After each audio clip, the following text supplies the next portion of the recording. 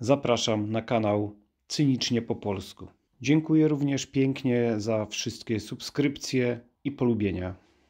Nie ma czegoś takiego w sensie substancjalnym jak jedna wykładnia historyczna, jedna historia. Możemy sobie modelowo to wyobrazić, ale w praktyce mamy w gruncie rzeczy do czynienia z różnymi narracjami na tematy historyczne. Tego nie należy interpretować jako relatywizowanie i mówienie, że prawda obiektywna nie istnieje, no ale praktyka jest taka, że mamy do czynienia z różnymi opowieściami o historii i nawet w obrębie jednej wspólnoty politycznej, jaką jest naród polski, też nie mamy zgody co do pewnych fundamentalnych kwestii.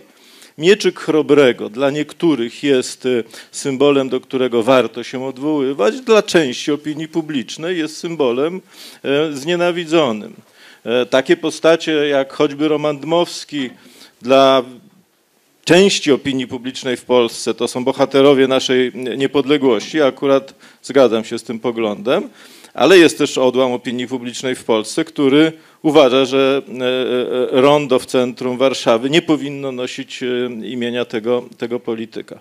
Mówię o tym, że czym innym jest dążenie do pewnego ideału, a czym innym jest realistyczne podejście do możliwości osiągnięcia pewnej wspólnej wykładni.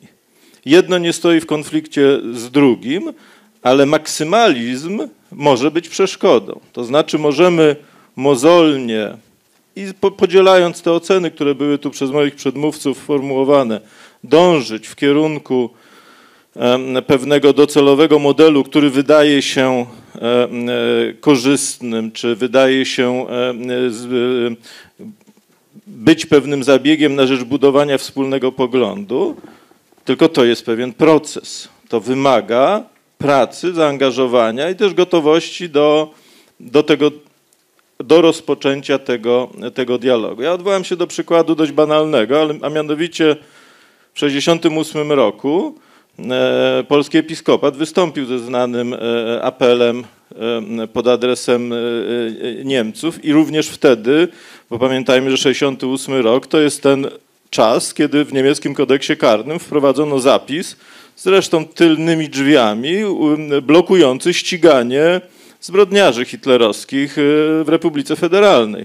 Wszystkie późniejsze procesy dotyczyły tych osób, które nie miały obywatelstwa niemieckiego. W związku z tym to tym bardziej pokazuje, że nie tyle wielkoduszność, co raczej pewna wyobraźnia strategiczna, pewna inicjatywa, pewne myślenie o przyszłości być może również i w tym wypadku powinno mieć miejsce.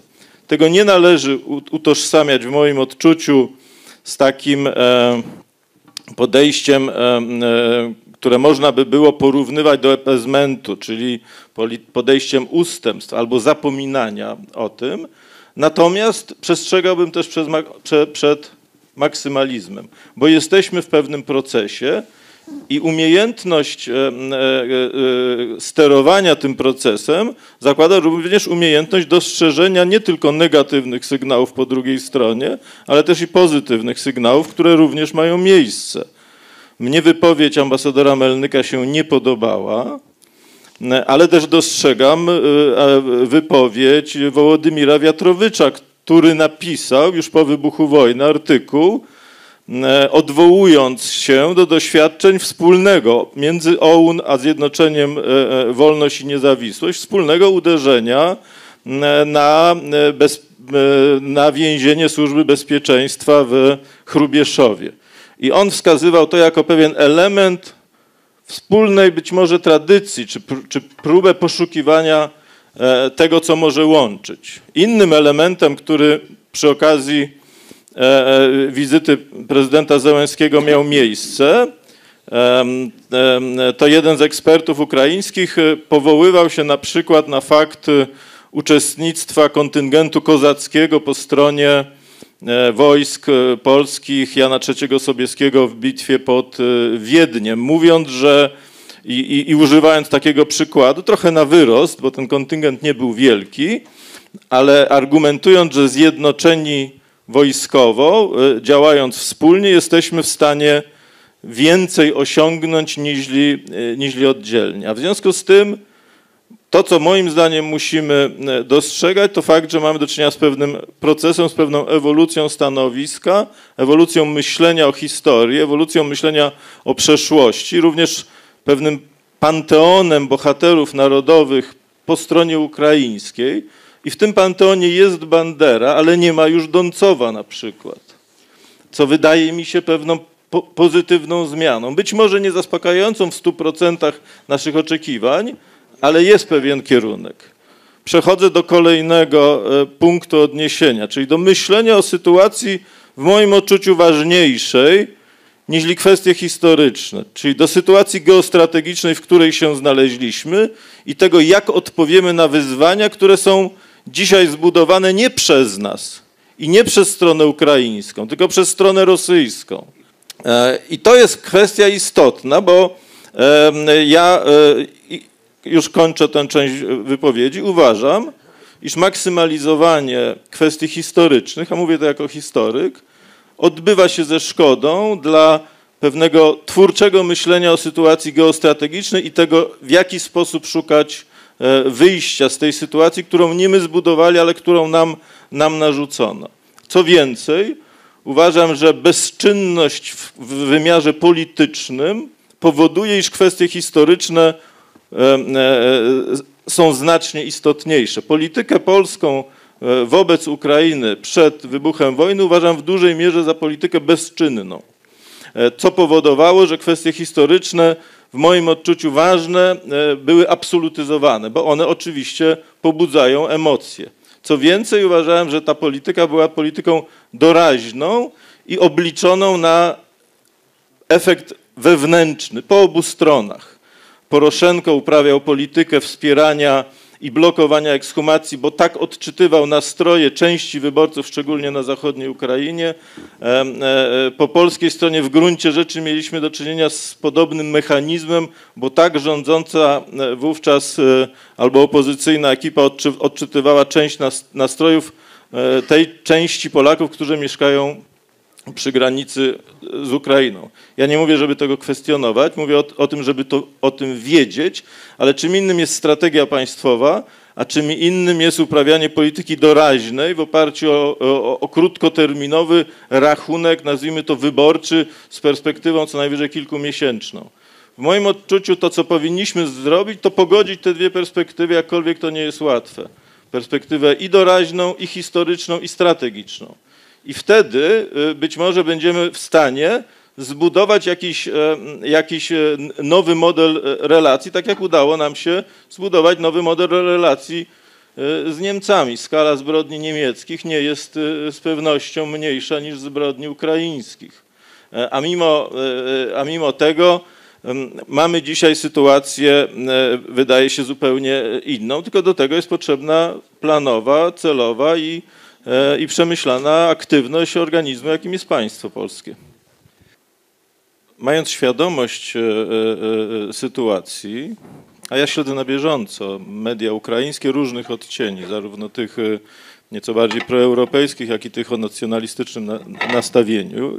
Jeden jest element wspólny w tym, co można na podstawie tych lektur wnosić, a mianowicie tym wspólnym elementem jest nieobecność Polski. W gruncie rzeczy Polski nie ma w narracji ukraińskiej. Polska nie jest punktem odniesienia i Polska też w wymiarze pewnej narracji historycznej przez lata zaniedbywała ten obszar. Zgadzając się na gloryfikację OUN-u za za Juszczenki, zgadzając się na to, co robiła administracja Poroszenki, dlatego, że Polska była odwrócona od wschodu. I to nie jest tylko kwestia Ukrainy, to jest identyczna sytuacja, jeśli chodzi o politykę wobec Białorusi. Polska była odwrócona, nie budowała narzędzi, nie budowała własnego stanowiska, nie przeprowadziła naszej wewnętrznej polskiej dyskusji na ten temat w pewnej otwartości i uczciwości, nie budowała obecności. To nie jest kwestią przypadku, że tą obecność również instytucjonalną zbudowali choćby Niemcy, a nie zbudowały polskie organizacje. Więc w tym sensie Ja odnosiłem się do opisu pewnego stanu obecnego, uznając, że pewną relację z realiami należy uwzględnić wtedy, kiedy się projektuje politykę, zwłaszcza na poziomie państwowym. Dlatego, że oczywiście można powiedzieć, że chcemy osiągnięcia natychmiast takiego celu, który nam jest, czy wydaje się, czy tak go definiujemy jako zgodny z naszymi interesami. I nawet jeśli popieramy ten punkt widzenia, to trzeba mieć jednak świadomość faktu, iż w polityce niestety rzeczy nie dzieją się od razu. A w związku z tym trzeba budować narzędzia, trzeba budować możliwości oddziaływania, trzeba również budować pewien konsensus na rzecz polityki o danym wymiarze w ramach Polski, a my tego nie robiliśmy, taka jest moja ocena, przez lata. W związku z tym dzisiaj oczekiwanie, że coś natychmiast się stanie z tego powodu, że tego chcemy i mamy uzasadnione powody, iż tego oczekiwać, jest być może szczytną postawą, ale w moim odczuciu daleką od realizmu, co nie oznacza, że nie należy dążyć w tę stronę.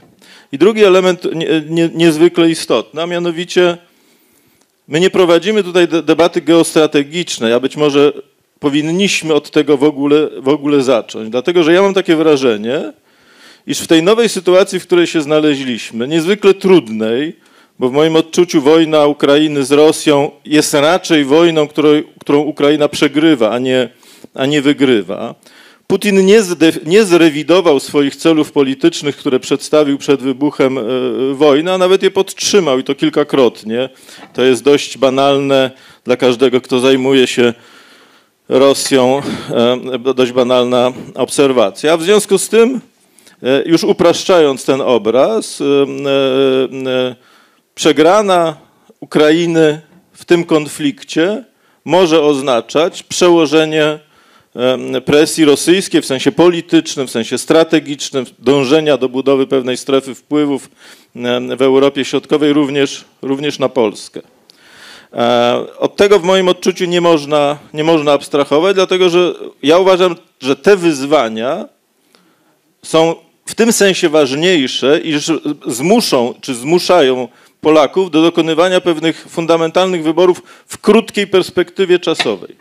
Kwestie historycznej, świadomości historycznej mają to do siebie, że jeżeli następuje zmiana w pozytywnym kierunku, to ona wymaga dłuższej perspektywy czasowej i intensywnej pracy na rzecz pewnych rozwiązań. I tutaj kwestia, moim zdaniem, jest następująca. Albo będziemy absolutyzować, a mam wrażenie, że część polskiej opinii publicznej absolutyzuje kwestię Wołynia i pamięci historycznej, budując takie nieuprawnione moim zdaniem iunctim, że nie będziemy uprawiać polityki, która moim zdaniem odpowiada interesom Polski przede wszystkim, póki nie rozwiążemy ważniejszych spraw natury historycznej. No to tego rodzaju postawa jest postawą prorosyjską moim zdaniem. Jest postawą odwrócenia się kolejnego Polski nie tyle od Ukrainy, a raczej od problemu, którym dla Polski jest przegrana Ukrainy pod wpływem rosyjskim i wejście Ukrainy w części czy w całości w orbitę wpływów rosyjskich, politycznych, wojskowych, czy choćby takie osłabienie państwowości ukraińskiej, ażeby te wpływy rosyjskie w perspektywie historycznej mogły rosnąć. I o tym w gruncie rzeczy rozmawiamy. To jest sztuczny, moim zdaniem, podział. Albo doprowadzimy do zmian natury historycznej i staniemy w prawdzie, a jeżeli tego nie zrobimy, to powinniśmy w związku z tym usztywnić naszą politykę strategiczną wobec Ukrainy. Nie chcę tego rozwijać, ale jestem gotów. Nie dlatego, że chciałbym się posługiwać skrótami myślowymi. Te obydwie rzeczy trzeba robić razem.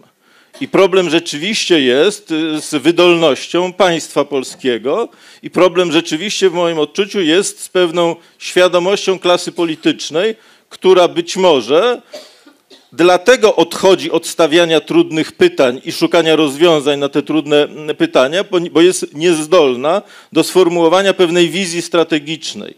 A to, co spowodowało, że byliśmy przez lata nieobecni na Ukrainie, to był moim zdaniem właśnie brak tej wizji strategicznej.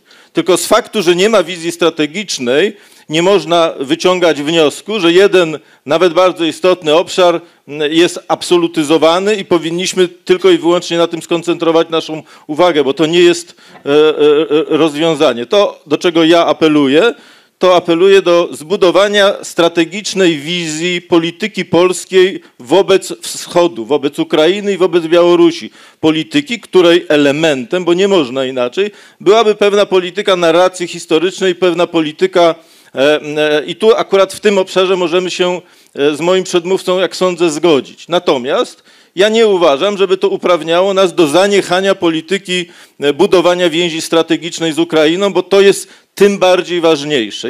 I my znaleźliśmy się w wyniku wojny rozpoczętej przez Putina w sytuacji o tyle przełomowej, że stary system bezpieczeństwa uległ destrukcji, a nowy jeszcze nie powstał.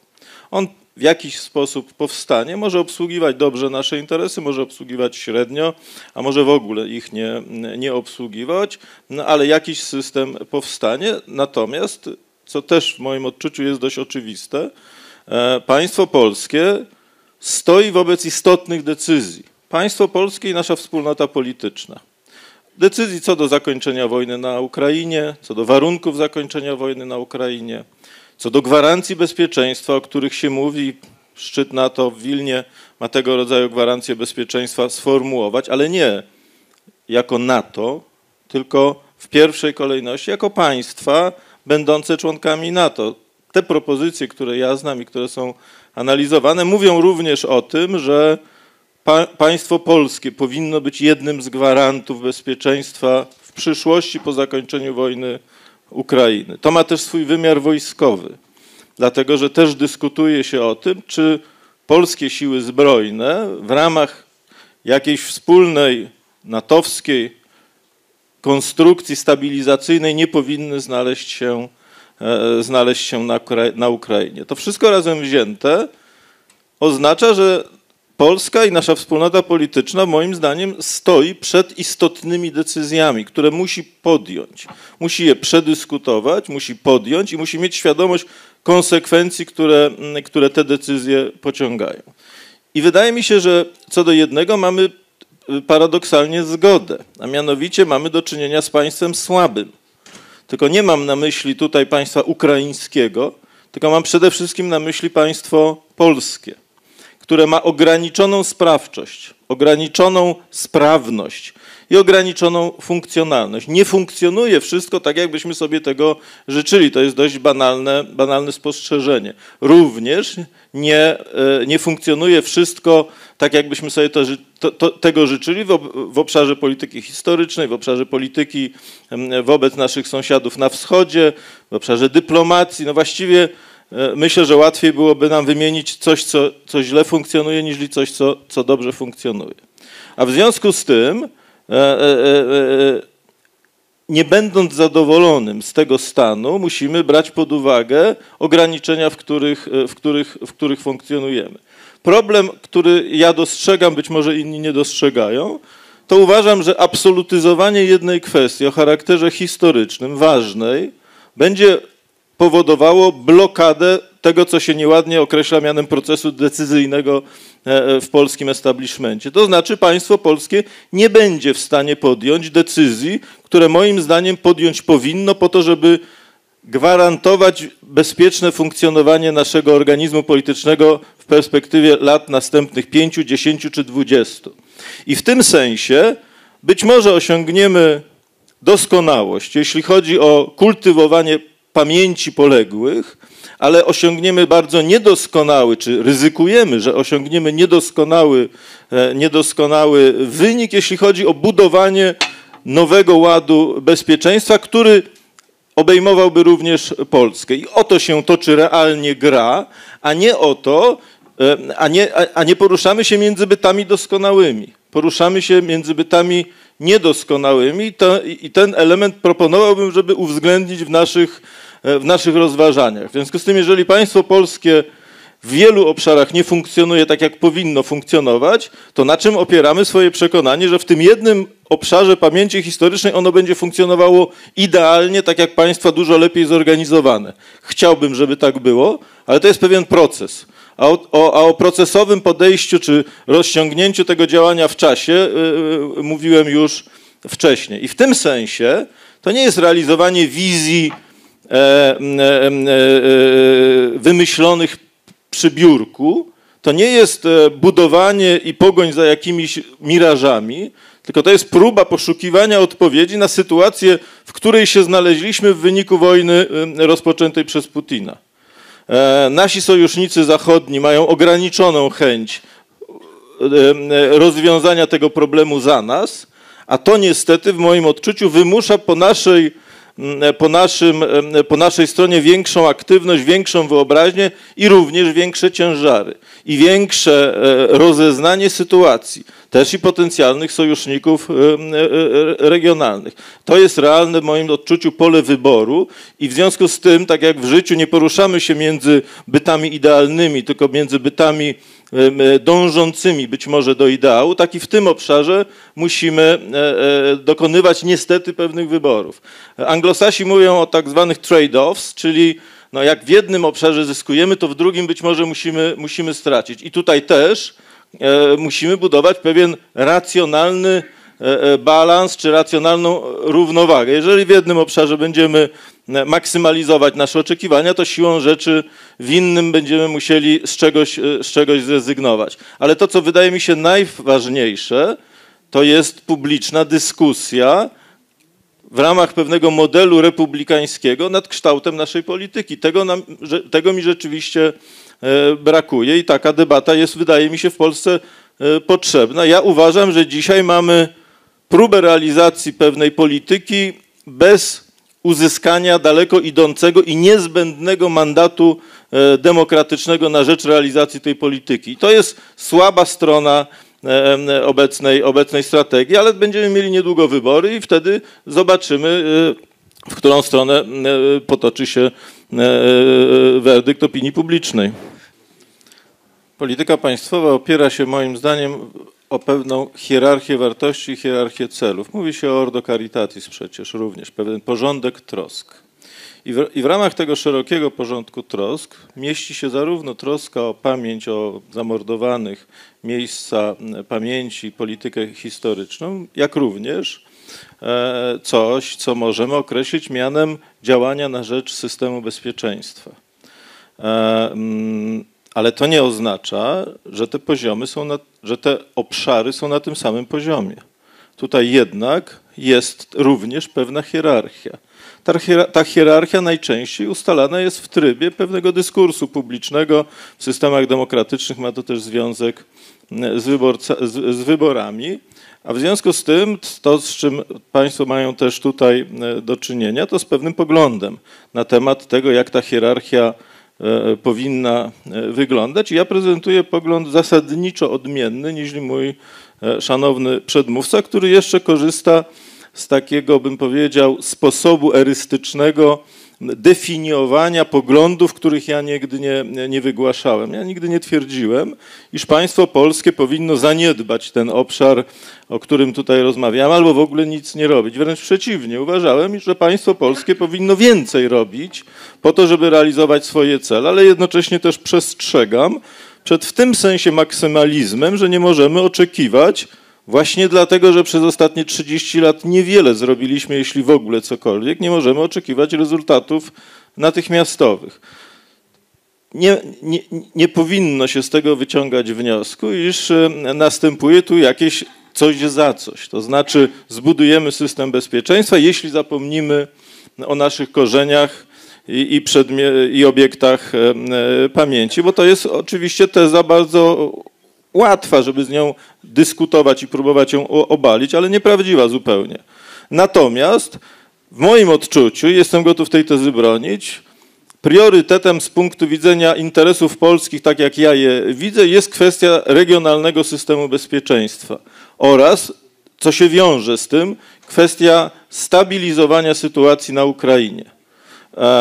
Dlatego, że niestabilna Ukraina moim zdaniem jest potencjalnie groźna dla Polski. Ja nie mówię tutaj o tym, co myślą Ukraińcy, jak oni chcą zagospodarować swoje państwo, jakimi podlegają, jakiej presji wewnętrznej, jakimi interesami się kierują, tylko mówię o interesie polskim, przynajmniej tak, jak ja go rozumiem. A to oznacza, że musimy podjąć w krótkiej perspektywie pewne decyzje. I również na poziomie uwagi opinii publicznej musimy być do podjęcia tych decyzji przygotowani. Jeżeli będziemy zaprzątać uwagę opinii publicznej jakąś mononarracją na tematy ważne, aczkolwiek w tej hierarchii nie kluczowe, to w moim odczuciu ryzykujemy to, że nie będziemy zdolni podjąć do rzeczywiście istotnych decyzji, które będą umożliwiały nam w przyszłości podjęcie tej kwestii, o której dzisiaj tyle rozmawialiśmy. Dlaczego? Dlatego, że my dzisiaj, moim zdaniem, w związku z sytuacją bezpieczeństwa musimy zmodernizować nasze państwo. Musimy przebudować nasze państwo. Musimy uczynić to państwo użytecznym narzędziem do prowadzenia polityki. Tak jak użytecznym narzędziem do prowadzenia polityki izraelskiej jest państwo Izrael. Co nie znaczy kopiowanie rozwiązań ani treści. To znaczy uczenie się, z jakich narzędzi korzystają inni. I jeżeli przy okazji wielkiej debaty i ważnych dyskusji i ważnych decyzji w kwestii bezpieczeństwa zbudujemy nowe państwo, to ja uważam, taka jest moja nadzieja, że będzie to państwo na tyle sprawcze, że i te kwestie historyczne, o których tutaj była mowa, rozwiąże znacznie sprawniej i szybciej niźli do tej pory. Natomiast jeżeli tego nowego państwa nie zbudujemy, a uważam, że możemy je zbudować w systemie demokratycznym tylko wobec najważniejszej sprawy, jaką jest bezpieczeństwo dla obecnego i przyszłego pokolenia, to też nie zbudujemy sprawnego państwa, które byłoby w stanie rozwiązać to, o czym tyle dyskutowaliśmy, czyli kwestie polityki historycznej, szacunku do naszych miejsc, pamięci i naszych poległych. I to jest ten obszar w moim odczuciu wyboru, z którym mamy do czynienia, tak jak ja go widzę i tak jak ja go definiuję. Pan, który się ze mną nie zgadza, ma oczywiście pełne prawo utrzymać taki pogląd, natomiast proszę dać mi też możliwość prezentowania własnych poglądów na ten temat, bo ja nie epitetuję pańskich wystąpień, ani ich nie określam i nie charakteryzuję w ten sposób. Dziękuję.